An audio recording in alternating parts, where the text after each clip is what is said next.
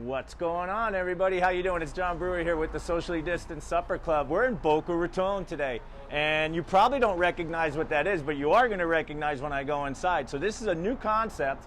We are on Palmetto Park Road. We just got mooned by a truck that drove by. It was pretty awesome. Saw some butts to start our Saturday evening with, so that was cool. But yeah, we're right on 3rd Avenue, Palmetto Park Road. This is Rebel House, believe it or not, and he's going to have a new concept coming in here. So already amazing food on the inside. He's got a new concept coming on the on this side. Let's go check it out. What's going on, Chef? How are you, John? Good. Good to see you. Good to see you. So you've been busy. Yeah, a lot going on. Trying to keep my head above water while moving forward. Yeah, you guys are such troopers. I see you got your employees working, and I know that's first and foremost on your guys' mind is keeping your people working. Yes, for sure. And I know now we're going through a little bit of an up. Seems like little more, but tell us about what you have going on in here. Well, this is the ultimate passion project for me. Grew up around delis in New York. Jewish delis mainly, and it's something that I love, and it's something that I've always wanted to help resurrect and maintain. The deli is unfortunately a dying breed, and I think it needs some young chefs to bring a fresh breath to the. Do you think delis are dying down, or they become watered down? You know what I mean? I know, Yeah, I think it's a little bit of both. I think trends come and go. I think it's gone out of fashion, and more recently you see it coming back into fashion, and I think that's exciting for people like me, and it's so. Well, Jewish cuisine, like I had German food the other night over, and it's there are a lot of similarities there, but I mean with Jewish food, you've got knishes and pastrami, or not pastrami, but corned beef, and what other dishes are we're gonna have noodle kugel, potato latkes. We were working on yesterday truffle potato knish. Nice. We're going to do our own pastrami and corned beef in-house, matzo ball soup, and then in the morning we're going to have bagels, smoked fish, egg sandwiches, real legit egg sandwiches. You were just saying you just found your Kaiser roll. Yes, it took you a while, but we found the proper Kaiser roll. When I took a bite, it just transported me back in the morning before high school, stopping in for a bacon, egg, and cheese on a Kaiser, and it's nice and doughy. We're going to have great coffee from Wells Coffee down in Fort Lauderdale. Wells Coffee, they do a great job with their roasting. They do a great job with their coffee. We're excited. It's a really cool little neighborhood around here. A lot of condos, a lot of locals who I'm excited to welcome in the morning. A lot of foot traffic potentially. Yes, and it's a great opportunity to expand our reach with takeout and curbside and doing trying to do everything in a responsible way during this time. And we came in here before we even had mics. I think we were two months into COVID, and you've done a lot of work in here. You knocked down walls. You've opened up the space. I mean, it really is cool. So just to give the fans at home an idea, this is going to be like a pastry display case, and then you're going to run two meat two counters. Deli cases. Yeah, two deli cases down here. So when you come in, people come in, basically New York style. Come in, order your foods, go down the line. You'll have coffees back there. You big can have menu board on the wall. Awesome. And and then we'll have our outdoor seating all set up so you can sit and hang out, have a drink even. We still have our full bar that you can order a drink from here. We're going to have on tap Manischewitz margarita, which it sounds like bonkers, but it is absolutely delicious. Really? Yeah. Manischewitz margarita. Yes, you'd be surprised how good it is. I'm trying to think of a joke that blends Jewish and Spanish. It's not coming to me. There's got to be some good ones out there. Yeah, right? Yeah, you'll think of it, right? Oi is what's coming to mind. So cool. So this is going to be the next concept. It'll be a great place for people to start their mornings. You're coming over the bridge. You're on your way to the office. Stop here, grab a couple of egg sandwiches, grab some coffees. You're going to have roasted coffees here for people to purchase. Yeah, espresso. I can't wait. It's going to be awesome. Espresso. We'll have cold brew on tap. We'll have iced coffee. Give everyone a reason not to go over to Meisner to Starbucks. There you go. You know? Well, keep it local. You know, Right, that's what exactly. we're all about. You know, that's one of the things I've been preaching. You know, we went and we got the key to Delray Beach the other day, and Yeah, congratulations. Thank you very much. And it was like, you know, we got to buy local, or it's going to be buy local.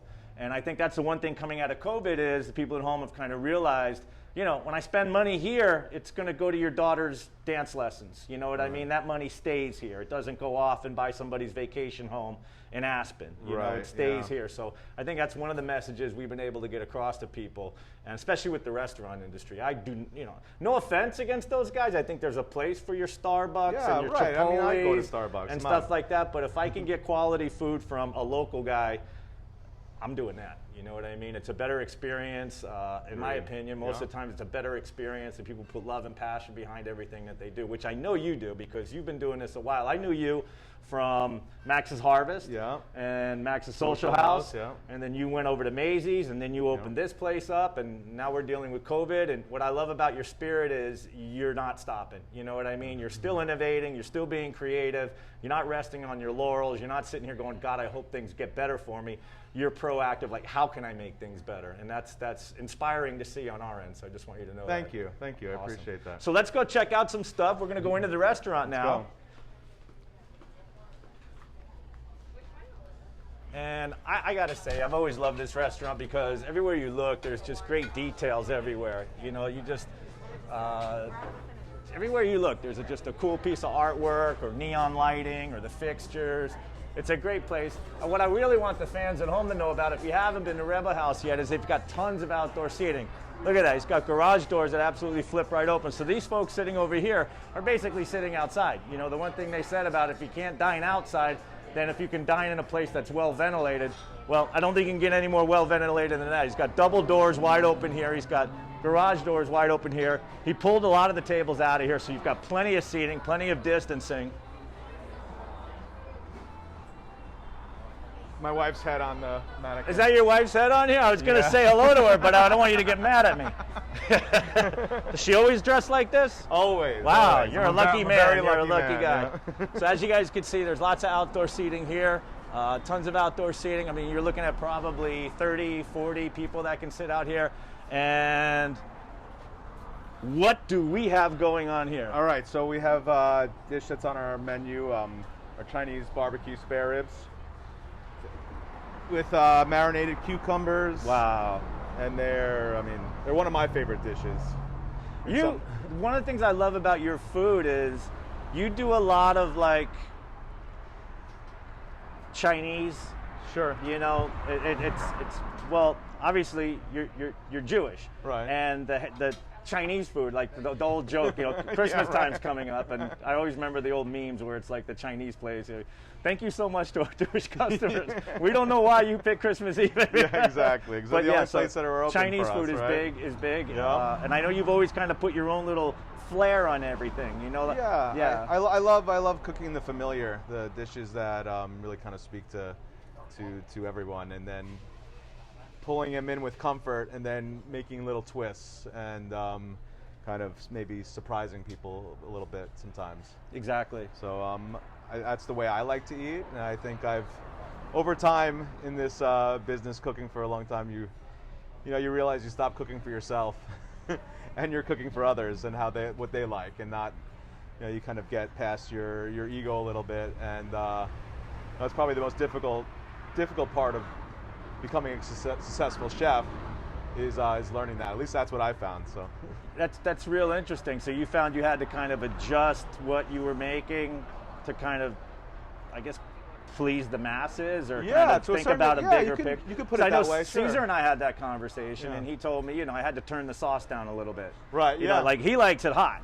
and well, authentic is really hot. But he was like, you know what? I can't, because that's not what the people want. So he turns it down a little bit. You know what I mean? Yeah, definitely. I mean, it's, you got to listen. You got to watch. You got to learn from your audience. I mean, that's the most important part in any craft or art form, or it's. So what got you into cooking? I think eating. Yeah. I've always been an avid eater and love food, and I've growing up, I was exposed to a lot of international cuisine, and I was lucky enough. When you say exposed, your family, do you yeah, travel a lot? my or father they just kind of happened to be an immigration attorney, so he was always exposed to cultures from all over the world and meeting people, going out for dinner with people, whether it was Indian or Chinese and I was enthralled, and the excitement that I got from that eating, it fit in. It seemed like a perfect outlet for my creativity to be able to bring that excitement to others through food. Yep. The dinner table is such a vital part in culture and society that I just wanted to be a part of that. For sure. In some form. And then it's, yeah. What were some of your first jobs that you had? It's funny you say that. My first job in a restaurant was actually at a Jewish deli in Long Island. Okay. At Ben's, Where on Long Island? Ben's Deli in Woodbury, Long Island. Yeah. Paisan, I'm Levittown.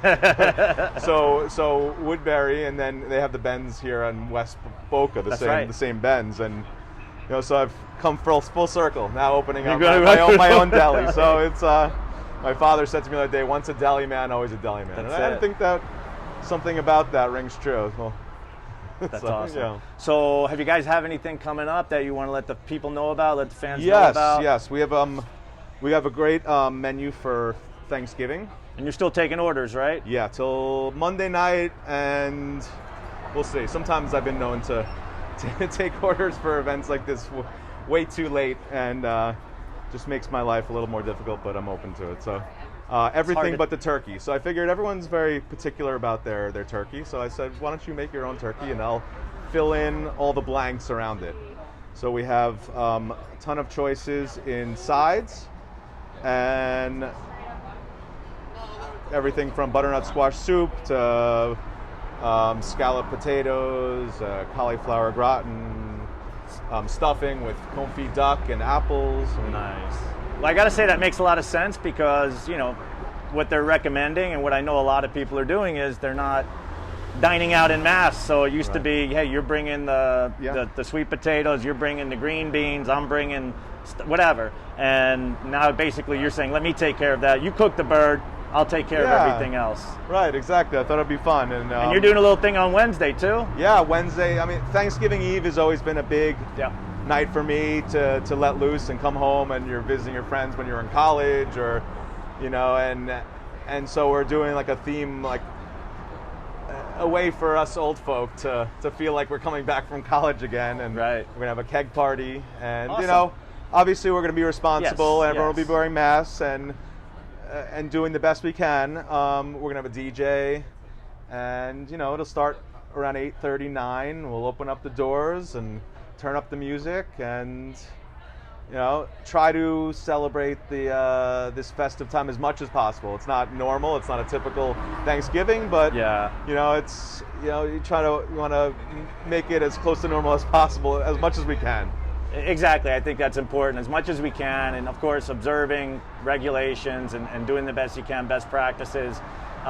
We actually want to put up our lights already because we just want to get in that Christmas mode. I think a lot of people are feeling that way. Sure, yeah. Let's all get into that Christmas spirit early. Let's do it like nothing's going on. You know what I mean? Yeah. And I don't mean that in the sense of hugging and kissing everybody, but at least that spirit of gratefulness, that spirit of connection, that spirit of spirituality. I think we're all really longing for that, and I think Thanksgiving, doing things like this are not only what we want, it's what we need. Yeah, I remember when COVID first started taking place, you felt that togetherness, the community coming together. Yep. And unfortunately that kind of quickly faded, but I hope this time of year we can kind of come back and find that again. It would be nice. I absolutely agree. Yeah. The isolation has kind of taken its toll on everybody. People are tired, and it's the weariness of it all, just waking up every day with it, and exactly that. So anything else you want to let everybody know about at home? I mean, those are amazing. Come sit outside at Rebel House, try our ribs, and then we have a full menu, brunch on Saturdays and Sundays. We have a DJ tomorrow. We're calling it. Do you do mimosas for brunch? Yes, unlimited mimosas, Bloody Marys, and we have $25 bottles of Eloan Rosé, which is And you guys have a great craft cocktail program, great craft beer program too. Yeah. So people. And a DJ tonight if you're around. All right. 9:30, DJ till late.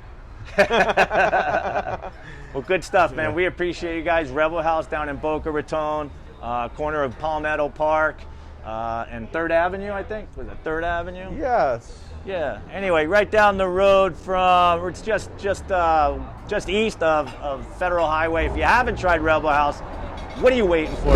Treat yourself. Come on down here, grab some ribs. Get your sides from here for Thanksgiving. All kinds of great stuff on the menu. Sunday brunch, keg parties. Check out Chef Eric Baker and his really cool and you can restaurant. wear a toga to the party on Wednesday. Toga? A toga or a college shirt if you want. Toga or college. I love this, man. I love it. This is what we used to do in the nightclubs. Yeah, Man. We right? used to have dress-up nights, and it's really a lot of fun. Yeah. And like I said, we need it right now. Who doesn't We want to really- wear a toga, right? Who doesn't? I may not, but everyone else wants Toga, toga, toga, toga. All right, we'll see you, everybody.